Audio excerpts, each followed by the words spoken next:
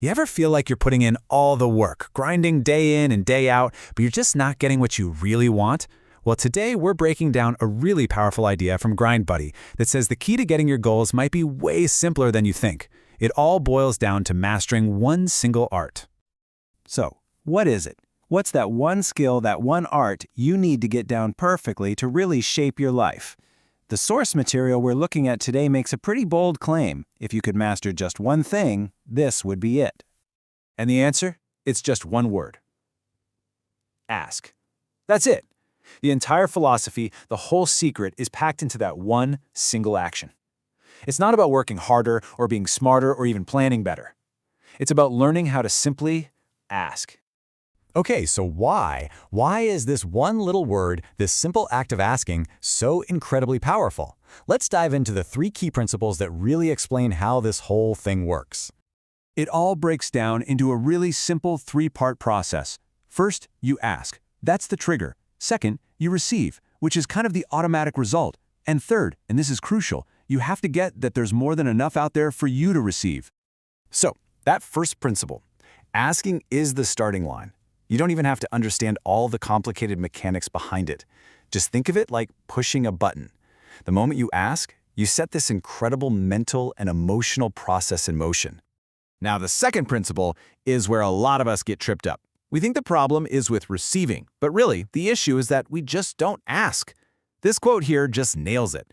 Good worker, poor asker. You know, it's that person who puts in all the hours, all the sweat, but never actually defines or asks for what they want.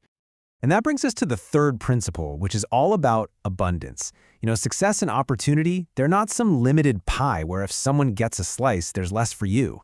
It's more like an ocean. There is plenty for everybody. So think about it like this. If success is a giant ocean, your results really just depend on what you bring to the shore. Some people show up with a teaspoon, and guess what? They get teaspoon-sized results. The real game changer is learning to trade in that teaspoon for a bucket. All right, so we get the why now. We understand the principle. But what about the how? How do you actually do this? Let's get into the practical how-to guide for becoming a really good asker. It turns out there are 2 specific ways you need to frame your ask to make it seriously effective. First up, you have to ask with intelligence. And listen, this has nothing to do with your IQ. It's all about clarity. You have to be crystal clear, super specific about what you want. No fuzzy details, no room for confusion. Just look at the difference here. So many of us go through life with these vague wishes, right? I want to be successful. But what does that even mean? Instead, you got to ask the real questions. How wide? How high? How soon? Same with a car. Not just a new car, but what size? What color? How much? See the difference? And here's why that specificity is so powerful. When you describe your goals that well, they become like a magnet.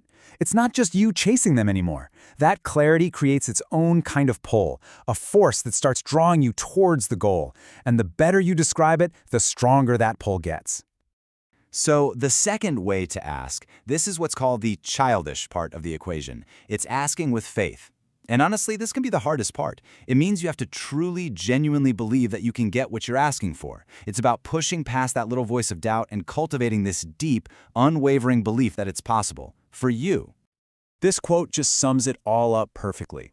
You got to have both sides of the coin. You make your plans with all the logic and strategy of an adult, but you believe in those plans with the pure, unstoppable faith of a little kid who hasn't learned about limits yet. Okay, so this all sounds great, right? But how do you actually start doing it? Well, the source material gives us a super simple, totally low-risk way to just test it out for yourself. It's called the 90-day challenge. And that's all it is. It's not some lifelong commitment. It's just an experiment, a trial period to see what happens when you fully lean into this way of asking. And the rules could not be simpler. For the next 90 days, you just try it. You commit to asking with intelligence, with that crystal clarity, and asking with faith. And hey, if it doesn't work out for you, you can always go back to your old ways. No harm, no foul. You literally have nothing to lose. So that really leaves us with the final question, doesn't it? If you were going to give this a shot for just 90 days, knowing you could go right back to how things were before, what would you finally give yourself permission to ask for?